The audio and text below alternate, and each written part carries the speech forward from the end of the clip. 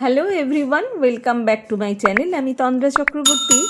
আজ back to back দুটো advanced hair স্পায়ের video দেখাচ্ছি। যে হেয়ারটা এখন দেখছেন, এনার চিফ কমপ্লেন হচ্ছে এনার হেয়ার ভীষণ ড্রাই হয়ে গেছে এবং সময় সময় চুল ঝরে পড়ছে।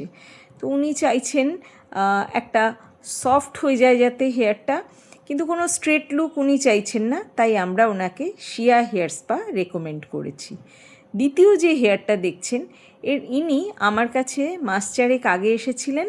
তখন ওনার চুলটা উনি কোথাও কেমিক্যাল প্রসেস করাতে গিয়ে, স্ট্রেটনিং বা স্মুথনিং কিছু করাতে গিয়ে হেয়ারটা ওভার প্রসেসড হয়েছিল এবং কিছু কিছু জায়গায় ছিল আন্ডার প্রসেসড, একটা ভীতিকিচ্ছিরি অবস্থা। সেই সময় ওনাকে আমি একটা হেয়ার স্পাই করে দিয়েছিলাম, কেননা আমি মনে করেছিলাম সেই সময় হেয়ারটা স্ট্রেংথেন করা খুব দরকার এবং হেয়ারটা যাতে কিছুটা ভালো হয়। তো উনি আবারও এসেছেন, হয়তো সেভাবে মেনটেন আর করেননি এবং যেটা হওয়ার ছিল সেটাই হয়েছে। সেই সময়ও আমি ওনাকে বলেছিলাম এই হেয়ার কিন্তু থাকবে না, এগুলো যেগুলো ওভার প্রসেসড হয়েছে কেটে বেরিয়ে যাবে, এবং সেটাই হয়েছে। ওনার হেয়ার লেংথ প্রচুর কমে গেছে এবং ভিতরে হেয়ার স্ট্র্যান্ডগুলো ভীষণই ভঙ্গুর, একদম ফ্র্যাজাইল। তাই ওনাকে কোলাজেন হেয়ার স্পায়ের জন্য বলেছি।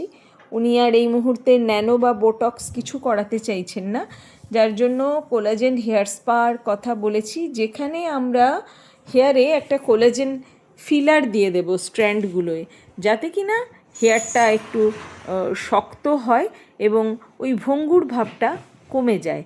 তার সঙ্গে ওনাকে কিন্তু হোম কেয়ারের সাজেশনও আমরা দিয়েছি। যে কোনো ব্র্যান্ডের যে কোনো কেমিক্যাল ট্রিটমেন্ট হোক, সেটা স্কিন বা হেয়ার যারই হোক, আমরা কিন্তু কোম্পানি পার্সনদের কাছে, এডুকেটার এবং টেকনিশিয়ানদের কাছ থেকে টেকনিক্যালি সাউন্ড না হয়ে কাজ করি না। এবং যখন তারা ট্রেন করেন তখন কিন্তু আমার স্টাফরাও আমার সঙ্গেই থাকেন এবং তারাও যথেষ্ট ভালোভাবে ট্রেন্ড হয়ে তবেই কাজগুলো করেন। এবং সবসময়ই আমি কিন্তু দেখাশুনো করি, সমস্ত প্রিপারেশন আমি করে দিই। হয়তো কাজটা ওরা করছে, কিন্তু সমস্ত কিছু কোয়ান্টিটি বা কি প্রোডাক্ট লাগবে, কতটা কতক্ষণ রাখবে, সেটা টেকনিক্যালি সমস্তটা ঠিক করে দিই আমি নিজে।